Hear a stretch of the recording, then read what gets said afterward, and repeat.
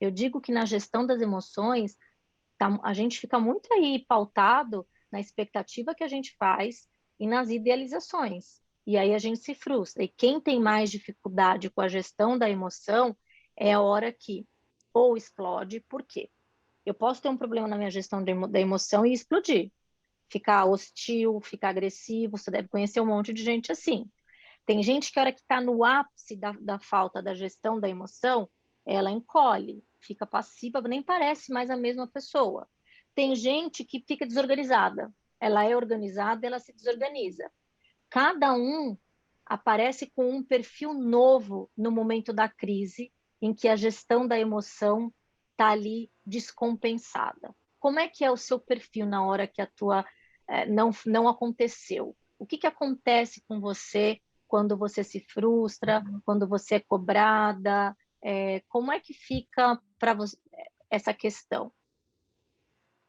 No início, eu sinto dores no estômago, todos os sintomas que eu já relatei, que é eu comigo mesma, falta de sono e, com certeza, a explosão, a perda de paciência para com quem está do meu lado. Pode ser ou o time, ou o meu cliente, ou, enfim, dificilmente chegaria no meu cliente, mas mais com a família. Quem mais está próximo que sente, não é, Érica? Quem mais está Sim. no meu dia a dia Depende, viu? que eu. Tem gente que faz É, com todo mundo. Normalmente é quem mais está próximo, mas também tem os casos de que a bomba explode para quem estiver do lado. Aí, Elisângela, para você que quer aprender, a gente entrou no segundo ponto da inteligência emocional. O primeiro é a autoconsciência. Você está no caminho, você está uhum, fazendo. Não só você está consciente que você tem uma questão importante com a inteligência emocional, como você já está fazendo coisas. E você pode fazer muito mais. Qual é o caminho? Estudar e praticar, estudar e praticar. Não tem outro. Qual é o segundo ponto da inteligência emocional? A autogestão. A uhum. autogestão para não ter dores, a autogestão para não criar expectativa demais, a autogestão para navegar sobre as emoções, a autogestão para poder se controlar. Primeiro a gente começa se controlando externamente, depois com o tempo isso fica genuíno. No começo a gente controla só por fora, por dentro está com dor, está borbulhando, e depois com o tempo o controle ele simplesmente aparece.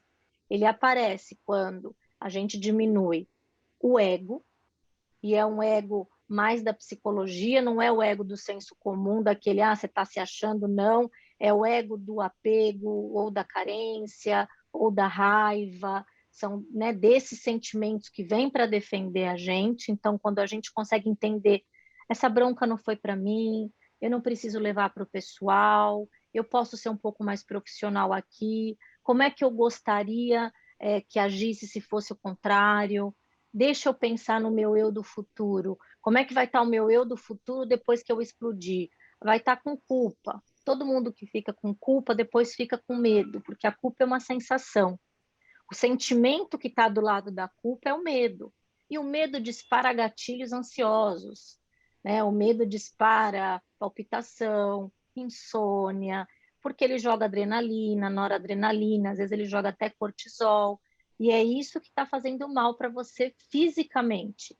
Porque Uhum. toda vez que você sente culpa e medo, culpa e ansiedade, é mais ansiedade que você tem do que medo ligada à culpa. O teu corpo físico sofre. Ele sente tudo isso por conta dessa culpa e dessa ansiedade.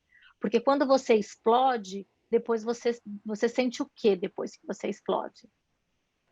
É frustração, né? Como É é que você fica? arrependimento, Arrependimento, arrependimento. Fico amuada, frustrada, fico decepcionada comigo, amuada, decepcionada. porque na verdade eu quero ser esse poço de calmaria. Eu não quero ser transparente, né? Eu quero ser uma pessoa que não passe o que está acontecendo aqui dentro, porque o outro não precisa viver esse mal junto comigo. Olha, eu não sei se você precisa ser um poço de calmaria, sabe por quê? Sentir Hum, raiva faz parte do ser humano. Sentir ciúmes, são sentimentos que fazem parte. Tem um livro que ele chama, acho que é O Poder das Sombras. hum, Depois eu posso te indicar. Ele é do Deepak Chopra. E aí ele fala que o problema não é sentir a raiva, o problema é o tamanho que a gente dá para ela. Porque às vezes tentando abafar, tentando ser algo que a gente não é, um poço de calmaria que a gente não é, a gente cria um monstro maior. E a gente vai Entendi. sentindo mais raiva, porque toda vez que a gente não consegue ser esse poço de calmaria, vem mais raiva, e vai crescendo. Então, pode haver um mediador entre ser um poço de calmaria e me posicionar. Eu não sou esse poço de calmaria. Eu, quando estou, alguém, meu chefe me fala alguma coisa, eu gosto de me posicionar, mas eu tenho que me posicionar diferente. Eu tenho que me posicionar de um jeito mais profissional. Eu preciso, com a minha equipe, me posicionar de uma forma mais empática, que é o terceiro ponto. Que o que eu acho que vai te ajudar a nem ser o poço de calmaria e nem a explosiva. A empatia vai fazer com que você possa gerir melhor as suas emoções. Você já ouviu falar desse termo? Já eu até coloquei na minha anotação que, por vezes, eu confundo o que é empatia. Porque eu acredito que se colocar no lugar do outro e você sofrer junto com o outro não é empatia. Eu preciso trazer uma solução para o sofrimento do Boa, outro. boa. Aí eu estou sofrendo com o outro, então eu Você não não estou precisa sendo trazer, empática. você nem precisa trazer uma solução. Esse papel não é seu. Quando eu dou treinamento de inteligência emocional, eu passo um videozinho de empatia. E aí é um bichinho cai dentro de um buraco e ele dá a diferença entre empatia e simpatia. Não que simpatia seja ruim, mas ele fala Uhum. assim: a empatia é o cara que vai descer da escada dentro do buraco e vai falar: eu entendo como é estar aqui, né? Eu estou aqui do seu lado. O simpático vai aparecer lá de cima do buraco, vai falar: poxa, você está aí, que pena. Mas ele não vai fazer nada, né? Não vai acontecer nada, mas ele foi simpático. Então é como se a simpatia fosse uma coisa bacana, mas muito mais rasa, certo? A É. empatia, todo mundo sabe falar. Ah, é eu me pôr no lugar do outro. Mas você deu uma definição perfeita. Érica, é me pôr no lugar do outro, mas eu vou ter que sentir a dor do outro. Mas se eu sentir a dor do outro, eu vou ficar com dó do outro. E se eu sentir dó do outro, aí vem a sua frase seguinte: eu vou dar a solução para ele. Lembra que os pais falavam para a gente? Ah, a gente tem que ensinar o filho a pescar, não pode dar o peixe. Você não pode para sua equipe dar o peixe. Você tem que ensinar ela a pescar. A empatia é sentir o que ela está sentindo dentro do seu papel de líder. Aí você consegue ajudar, mediar, ser facilitadora, dar o melhor feedback. Porque quando você tem empatia, você consegue ouvir. Quando você não tem empatia, você julga. E julga. Porque você vai pensar a partir do teu referencial. Você vai pensar assim: esse vendedor eu me identifico mais, esse eu me identifico menos. Mas não é porque eu sou injusta. O feedback aí já muda. Quando eu tenho empatia, eu vou fazer igual para os dois, porque eu vou me colocar no lugar dos dois. Eu vou entender o lugar dos dois. Então, é como se eu colocasse o chapéu ali, vou sentir o que ele está sentindo, mas eu vou voltar para o meu local de líder, para eu poder tomar a decisão que cabe a mim, como líder dessa equipe, que cabe ao propósito da empresa e que também cabe para o membro dessa equipe. Ou seja, eu dei esse exemplo, mas poderia ser qualquer outro. A empatia é conexão. Tem diferença quando você se conecta e tem diferença quando você não se conecta. Tem diferença quando você tem conexão com o chefe, tem diferença quando você tem conexão com a equipe. O gestor que só tem conexão com metade de equipe, com metade da equipe, com a outra metade não, ele não tem empatia. Que ele tem só com aquele chefe que é bonzinho, ele não tem empatia. A empatia, na verdade, é até você ter empatia com quem é mais difícil para você, com quem é mais complicado. Espera aí, deixa eu ver. Eu mandei esse relatório, me esforcei para caramba e ele ainda fez uma observação ruim. Aí eu paro lá para pensar. Deixa eu ler essa observação dele. Mas Poxa, eu também queria receber um relatório mais completo assim e mais profissional. Fui empática, porque eu me pus no lugar do outro. Se eu não for empática, eu vou falar: nossa, depois de tudo que eu fiz, ele reclamou por causa disso. Eu não estou sendo empática. Agora, é uma das coisas mais difíceis que tem, mas é o que vai trazer sucesso para a empresa. Se isso é a chave do nosso século, Elisângela, ela é a chave para a tua loja e ela é a chave para a tua liderança, porque a empatia vai regular tuas emoções. Mas só um cuidado, não se tornar política. Eu estou vendo muita gente confundir a empatia com política. Politicagem. Uhum. Ser neutra o tempo todo. Querer ser justo em excesso, assim. Então, assim, não tem, tudo pesa na balança. Não, mas é porque isso e isso. Não, mas é porque isso e isso. E aí não tem tomada de decisão nenhuma nunca. E aí a gente está falando de alguém inseguro. Aí a gente Uhum. está falando de alguém em cima do muro. Então, interessante seria muito você exercitar a empatia. Muito. Porque vai te ajudar muito na gestão das emoções. Porque a hora que você estiver doida, um pouquinho antes de dar dor no estômago, você vai falar: peraí, peraí, peraí. Como é que vai ficar meu eu do futuro? Você falou agoniada, moada, arrependida. É isso que eu quero? Não. Por que que isso está acontecendo? Agora, fácil para a Érica falar aqui como treinadora, mas eu tenho Sim. um depoimento para te dar. É. Sempre foi o meu calcanhar de Aquiles há anos atrás. Eu tive que ir atrás de muita mentoria, de muita leitura, de muito estudo, porque eu explodia. Explodia, só faltava voar carne para tudo quanto é lado. Uhum. Eles me deixavam na empresa porque eu era boa tecnicamente, mas a minha inteligência emocional na parte de consciência era super nota 10, mas na Uhum. gestão emocional ela era nota 2.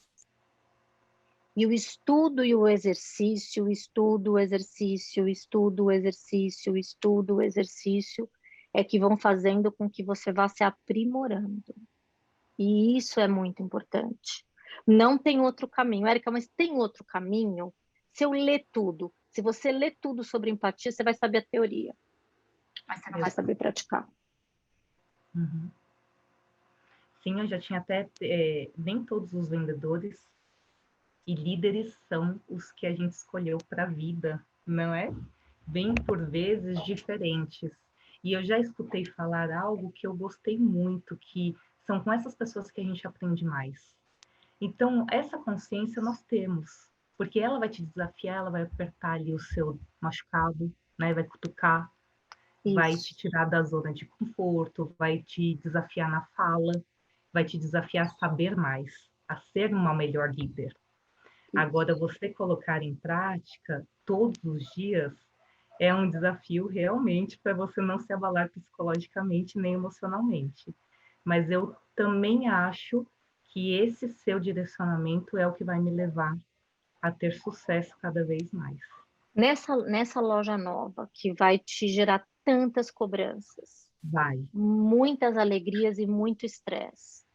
sim. Como você acredita que você pode praticar a empatia? Seja porque você vai ficar num sanduíche, Sim, Elisângela, já vou te dizer, num é isso mesmo. sanduíche que vai ter a matriz fora do país, vai ter chefe direto, vai ter equipe, você vai estar lá no meio esmagadinha, né? E em E a, todas as áreas.